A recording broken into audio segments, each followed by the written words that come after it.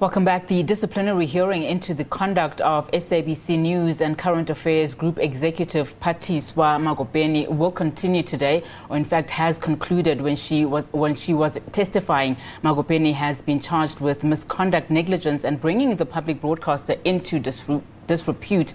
The matter relates to the airing of a special assignments episode on the 26th of October that the SABC had been interdicted from broadcasting. Now let's go to Hasina Gori, who's been following proceedings. Hasina, thank you so much for your time this afternoon. So the proceedings, as we know it, have concluded. We know that the SABC lawyers had called 2 witnesses and that Ms. Magopeni's lawyers had called 4 witnesses. Now it seems that the lawyers are yet to submit written submissions. Talk to us about today's proceedings, though. We know that Phathiswa Magopeni was basically testifying today.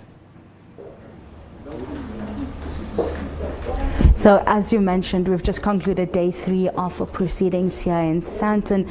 This was an internal disciplinary hearing that was conducted by Advocate Nazir Kasim as the chair.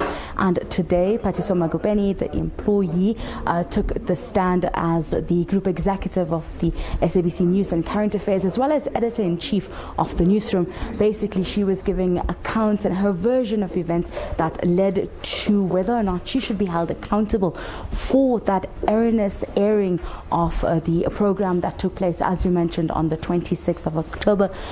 She gave evidence regarding her duties at the public broadcaster, as well as whether or not her team had planned to defy that interdict. And what we've heard throughout the 3 days from her and her legal team is that they did not plan or intend to defy the court interdict or to have that story aired on air. We've heard through various different witnesses how it came about that program did play on air. We heard from the special assignment team saying it was a systems error that took place, as well as from Ms. Magopeni that this was not even within the scope of her work to be, give instructions around editorial issues in the day-to-day running of the newsroom. She explained that the editorial policy did not allow for her to interfere directly with the content of programming, but that she had, done or complied with that court interdict, saying that the relevant people were informed and that program was not aired as it was meant to. And what had taken place was that a repeat program, which was meant to have aired another program, then was played, and it happened to mistakenly play out that interdicted episode. We also heard from her saying that she felt that the SABC had used this disciplinary hearing to investigate the matter, and that she was charged without a proper investigation actually taking place. So that concluded today's cross-examination as well as the disciplinary hearing. The 2 parties will now give written submission for closing arguments. Phathiswa's legal team had asked for additional time before they could give their closing arguments, and the Advocate Nazir Kasim is expected to give his judgment by the end of this week.